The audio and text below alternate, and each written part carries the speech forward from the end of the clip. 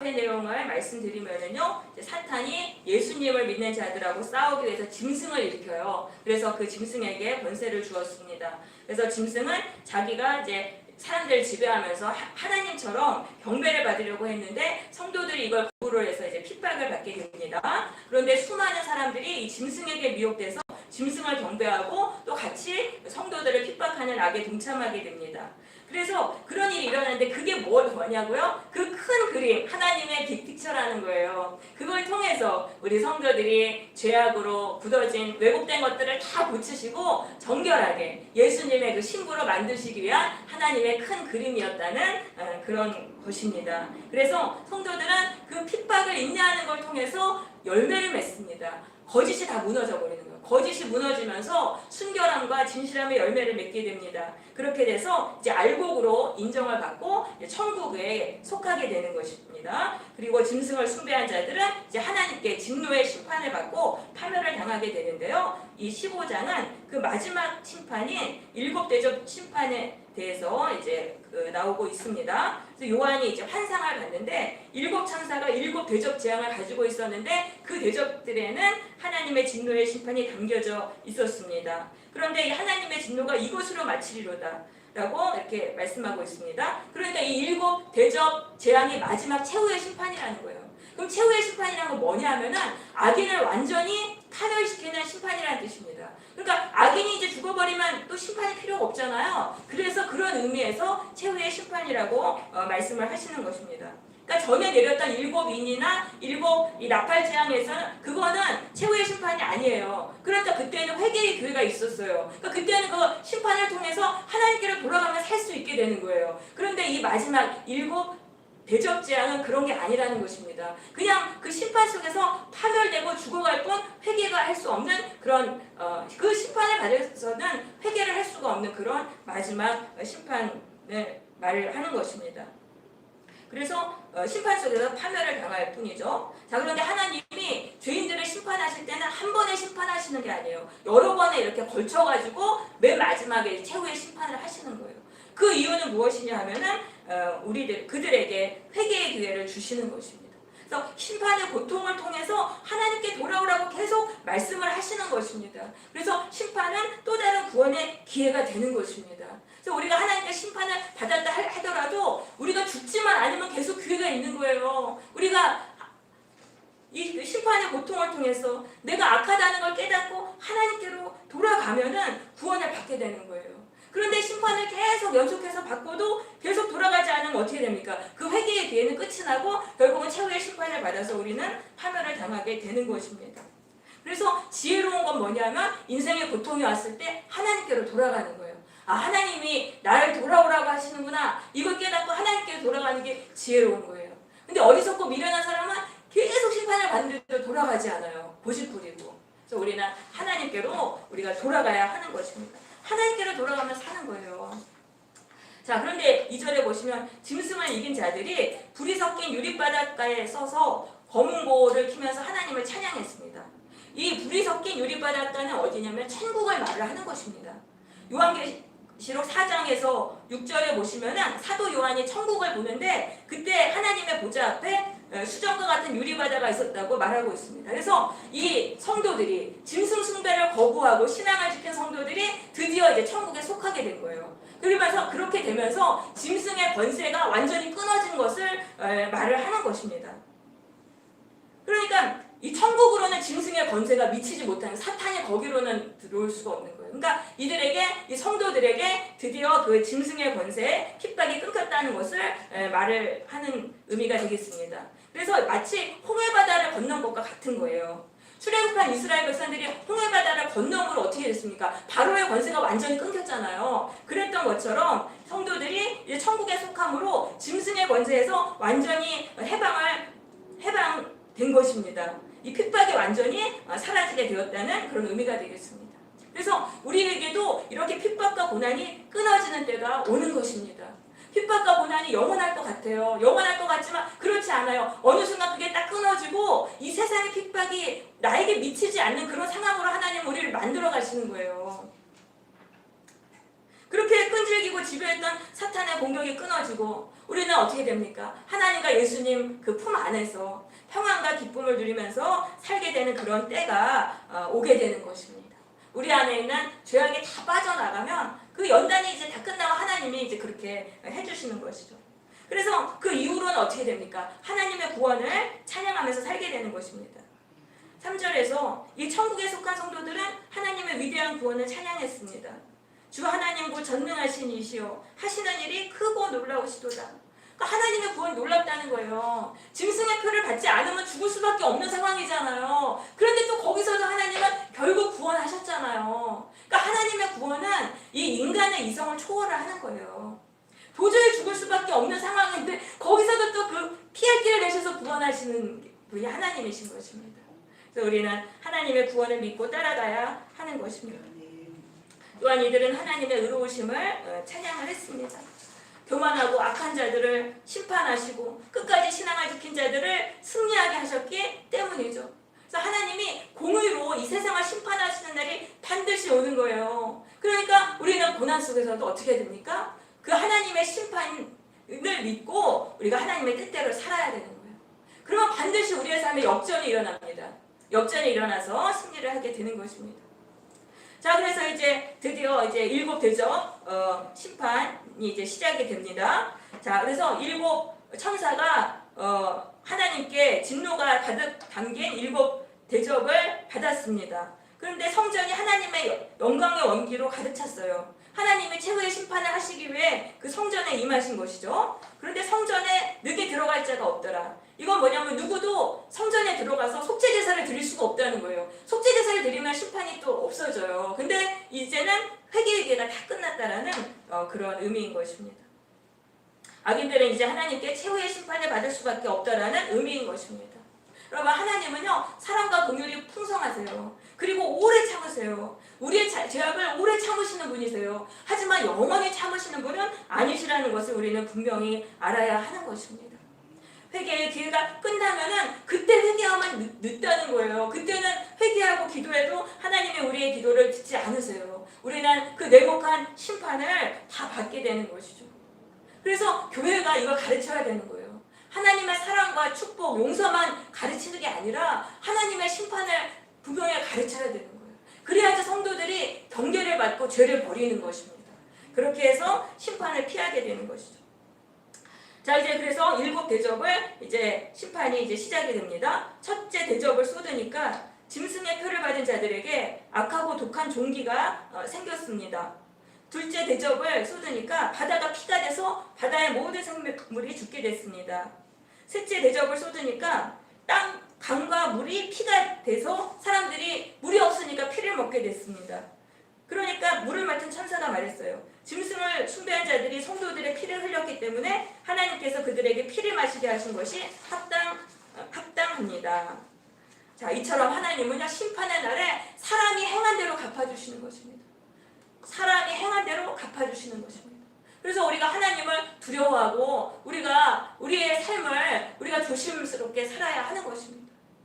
또한 우리는 다른 사람이 나한테 잘못했을 때 내가 보복하려고 하지 말아야 되는 거예요. 왜? 하나님이 심판날에 다 갚아주시는 거예요. 그래서 로마서 12장 19절에 너희가 원수를 친히 갚지 말고 하나님의 진노하심에 맡기라. 원수 갚는 것이 내게 있으니 내가 갚으리라. 하나님은 말씀하셨던 거예요. 그러니까 내가 심판을 하면 어떻게 돼요? 하나님의 심판날에는 보복을 안 해주시는 거예요. 우리는 심판하지 말고 어떻게 해야 됩니까? 예수님이 하셨던 것처럼. 예수님은 욕을 당하시지만 맞대응하시지 않으셨습니다. 고난을 당하시지만 위협하지 않으시고 그냥 하나님께 다 맡기셨잖아요. 우리도 그렇게 살아야 하는 것이죠. 네, 넷째 대접은 해가 매우 뜨거워져서 사람들을 태우는 재앙이었습니다. 사람들은 몸이 타들어가면서도 하나님을 욕하고 비방했어요. 그러면서 하나님을 섬기지 않았어요. 다섯 번째 대접은요, 쏟으니까 짐승의 권력이 무너지는 재앙이었습니다. 그래서 그 당시에 도미티안의 권력도 무너졌어요. AD 96년에 그러니까 요한계시록이 쓰여지고 바로 얼마 안 있다가 곧 그 도미티안이 부하에게 암살을 당해요. 그래서 그 권력이 다 무너졌던 것입니다. 기록 말살령에 처해져서 그에 대한 신상과 문서들이 다 파괴가 되었던 것입니다. 자, 근데 사람들은 심판의 고통으로 말미암아 하나님을 비방하고 그들의 악한 행위를 회개하지 않았습니다. 그래서 멸망의 길을 가는 사람의 특징이 있습니다. 절대로 회개를 하지 않습니다. 아무리 인생이 고통스러워도 절대로 하나님께 돌아가지 않는 그런 특징이 있는 것입니다. 하나님을 원망하고 욕하면서 자신의 고집대로 살아가는 거예요. 그렇게 해서 결국 멸망을 당하게 되는 것입니다. 죄 때문에 멸망을 당하는 게 아니에요. 회개하지 않기 때문에 멸망을 당하는 거예요. 그래서 우리는 멸망에서 돌이켜서 하나님께로 가야 되는 거예요. 우리는 인생의 고통을 통해서 하나님께로 돌아가서 겸손히 하나님을 의지해야 되는 것입니다. 내가 하나님을 의지하지 않고 내 힘으로 내 생각대로 살았기 때문에 인생이 고통스럽게 된 거예요. 그걸 인정을 해야 되는 거예요. 하나님, 제가 하나님을 바르게 섬기지 못했습니다. 하나님 뜻대로 살지 않았습니다. 하나님, 제가 죄인입니다. 이렇게 고백하면서 인생의 고통 속에서 하나님께 돌아가야 하는 것이죠. 그리고 하나님을 원망하고 남을 탓하는 걸 완전히 버려야 하는 것입니다. 아무 소용없어요. 하나님 원망하고 남 탓하고 그러면은 우리 안에 불뱀이, 우리 영혼이 불뱀에 물린 것처럼 그렇게 고통을 당하게 되는 것입니다. 우리는 항상 감사의 말을 해야 되는 거예요. 하나님의 심판에 매를 때리셨어도 그것도 사랑인 거예요. 돌아오라고 매를 때리신 거잖아요. 그러니까 하나님 감사합니다. 심판의 고통을 주신 것도 감사합니다. 내가 지금 외롭고 힘들어도 이걸 통해서 하나님께 갈 수 있으니 감사합니다. 자꾸 감사의 고백을 드리시기를 바랍니다. 그러면은요, 하나님이 기뻐하셔가지고 하나님이 긍휼해 주시면 모든 게 또 다 풀리는 거예요. 늘 감사하는 그런 삶을 살아야 하는 것입니다. 그런데 우리가 감사하고 막 그렇게 살면은요, 멸망을 향해서 가는 인생의 방향이 바뀌는 거예요. 그 멸망의 반대 방향으로 다시 구원을 향해서 인생의 방향이 돌게 되는 거예요. 그러면서 고난이 풀어지게 돼서 숨을 돌리게 되고 우리는 거기서 구원의 기쁨을 누리게 되는 것입니다. 그래서 절대 여러분 하나님을 원망하지 마세요. 남 탓하는 거 이제 다 버리시고 참 감사하면서 사시기를 바랍니다. 그리고 뭐냐면 나를 고치려고 해야 돼요. 이 멸망을 당한 이 사람들은 어떻게 됩니까? 자기를 회개하지 않았다는 건 자기를 고치지 않았다는 거예요. 우리는 인생의 고통 속에서 어떻게 해야 될까? 나를 고치려고 해야 돼요. 내가 다른 사람은 못 고쳐요. 그렇지만 내가 나를 고칠 수 있는 것입니다. 여러분, 내가 나를 고치면은 인생이 복되게 변화됩니다. 여러분, 1도만 이렇게 바꿔보세요. 세상은 360도가 바뀌는 것입니다. 내가 나를 고치려면은 고치면 그만큼이라도 고치면 내 인생에 복되게 변화가 되는 거예요. 그걸 꼭 믿으시기를 바라요. 처음부터 나를 100% 한 번에 고치려고 하시지 말고 조금씩이라도 고칠 생각을 하세요. 어떻게 처음부터 다 고치겠어요? 그러니까 나를 1%만 고치겠다 이렇게 작정을 하세요. 하나님께 기도하세요. 하나님, 저를 1%만이라도 고쳐주세요. 근데 1%가 고쳐지면 또 그 다음에 또 1% 고치고 그 다음에 또 고치고 그렇게 되면 그냥 다 고침을 받게 되는 것입니다. 여러분, 나를 고치시기 위해서 그것이 회개인 거예요. 나를 고치는 사람은 자꾸 인생이 복되게 바뀌는 것입니다. 네, 6번째 대접은 뭐냐면 유브라데 강물이 말랐어요. 그렇게 해서 예루살렘으로 가는 길이 이렇게 열리게 됐어요. 그러니까 평소에는 그 강물이 많이 이렇게 있으니까 예루살렘을 침략을 할 수가 없었는데 이 강이 말라버리니까 예루살렘을 쉽게 침략할 수 있잖아요. 그런 상황이 되면서 또 그 개구리 같은 새 더러운 영이 용과 짐승과 거짓 선지자 입에서 나왔습니다. 이들이 계속 막 동시에 셋이서 그냥 미혹을 하는 거예요. 아주 강력하게 미혹을 하는 거예요. 성도들을 공격하라고, 하나님의 백성 공격하라고 막 사람들을 이렇게 미혹을 시킵니다. 그렇게 해서 이 사람들이 다 이제 거기서 또 미혹을 받고, 아니 멸망당하고 심판당하면은 내 죄를 고쳐야 되는데 틈만 나면은 또 거기서 미혹을 받고 성도들을 공격을 하는 거예요. 멸망의 길을 가는 사람들은. 그렇게 해서 아마겟돈이라는 곳에 모이게 돼요. 그렇게 해서 거기서 마지막 7 대접이 거기서 그 재앙을 받고 이제 다 무너지게 되는 것입니다. 최후의 심판을 받게 되는 것이죠. 그러니까 이 사람들은 어떻게 됩니까? 멸망의 길을 가는 자들은 심판을 받으면서도 또 마귀에게 충동을 딱 받고 성도를 공격하는 악을 행한다는 것입니다. 그렇게 해서 최후의 심판 속으로 스스로 걸어서 들어가게 된다라는 의미가 되겠습니다. 그러니까 사탄은요, 멸망의 길을 간 자들을 계속 미혹을 해가지고 악을 행하게 하는 거예요. 성도를 공격하는 악을 행하게 해가지고 그 충동을 받고 성도를 공격하는 게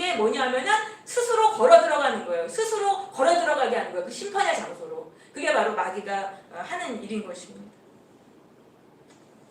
그래서 우리는 이 성도들을 공격하면 안 되는 거예요. 내가 심판을 지금 하나님께 받고 있다. 그러면은 하나님의 백성을 공격하는 일을 하면 안 되는 거예요. 그거를 하면은 우리가 또 거기서 깨져버리는 거예요.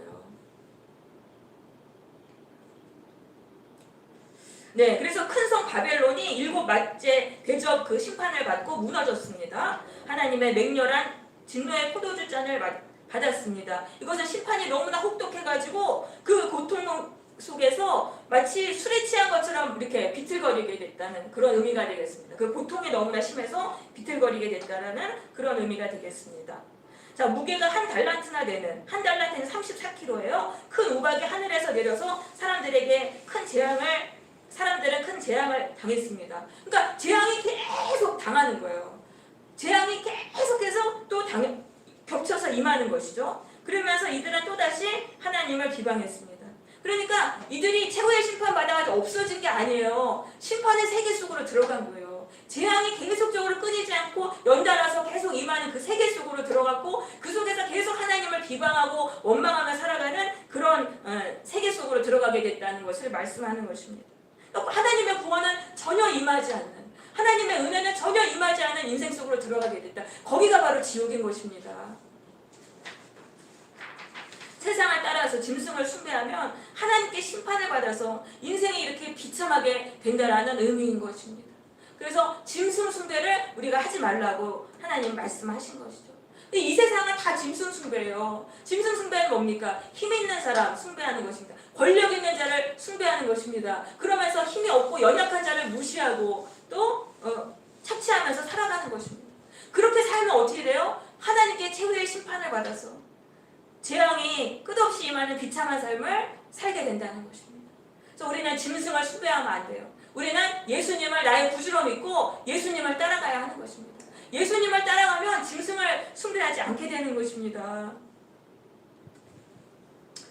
그래서 이렇게 이제 심판의 때에 우리 성도들은 그럼 어떻게 살아야 하는지 보겠습니다. 15절 보겠습니다. 예수님 말씀하셨습니다. 보라 내가 도둑같이 오리니 누구든지 깨어 자기 옷을 지켜 벌거벗고 다니지 아니하며 자기의 부끄러움을 보이지 아니하는 자는 복이 있도다. 자, 이 심판의 날에 복을 받은 사람들이 있다는 거예요. 그 사람들은 어떤 사람들입니까? 깨어서 자기 옷을 지키는 자가 그 사람들은 복을 받게 되는 것입니다. 그래서 예수님은 도둑같이 오세요. 예상하지 않을 때 갑자기 오셔서 심판이 이루어지는 거예요. 그러니까 우리가 깨어있어야 되는 거예요. 우리가 깨어있지 않으면 그때 세상에 속해 있으면 같이 우리가 세상과 함께 심판을 받잖아요.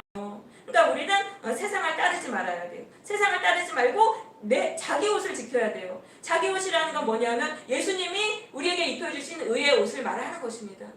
우리가 맨 처음에 예수님을 믿었을 때 우리가 보혈로 죄를 씻김받고 성령 받았잖아요. 그때 우리 영혼의 모든 죄를 씻김받고 우리 영혼이 깨끗하게 됐었어요. 그러니까 그게 바로 예수님이 우리에게 입혀주신 의의 옷인 거예요. 이거를 깨끗하게 지켜야 한다는 그런 의미인 것입니다. 우리가 예수님이 우리의 영혼을 깨끗하게 해주셨는데 우리가 또 세속에 물들면 어떻게 됩니까? 그 옷이 더럽혀지는 것입니다. 또한 우리의 마음속에 죄가 계속 나오면 그 옷이 더럽혀지는 것입니다. 그러니까 그 옷이 더럽혀지지 않도록 우리는 지켜야 한다는 것입니다. 그래서 세속에 물들지 않아야 되는 것이고 또 어떻게 됩니까? 내 안에 있는 죄가 나오면은 그걸 양심을 예수님의 보혈로 계속 씻어야 되는 거예요. 그렇게 해서 나를 깨끗하게 만들어야 돼요. 그러면은요 더러웠던 옷도 다시 깨끗하게 되는 거예요. 예수님의 보혈만 의지하면 되는 것입니다. 이것이 바로 심판의 날을 대비하며 살아가는 성도의 자세인 것입니다. 주님께서는 우리에게 심판의 날을 대비하기 위해서 땅을 파고 피난처를 만들라고 하시지 않으셨어요. 우리에게 뭐라고 말씀하셨습니까? 단지 깨어서 의의 옷을 입으라고만 말씀을 하셨습니다. 예수님이 우리에게 입혀주셨던 그 의의 옷을 다시 깨끗하게 지키는 것이 심판의 날을 대비하기 위해 우리가 해야 할 일인 것입니다.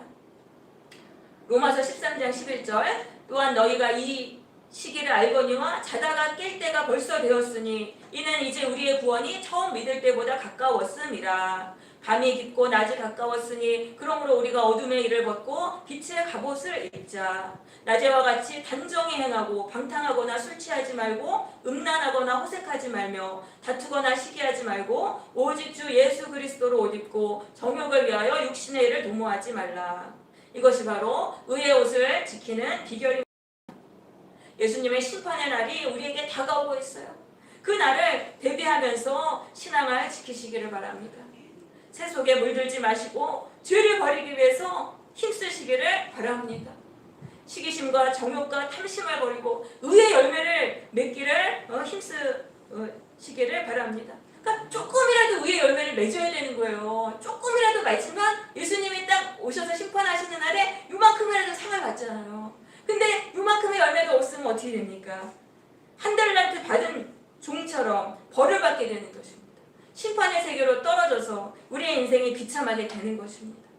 이것을 명심하시면서 예수님이 입혀주신 의의 옷을 지키는 성도들이 되시기를 바랍니다. 그래서 심판의 날에 상을 받고 축복을 받는 성도들이 되시기를 바랍니다.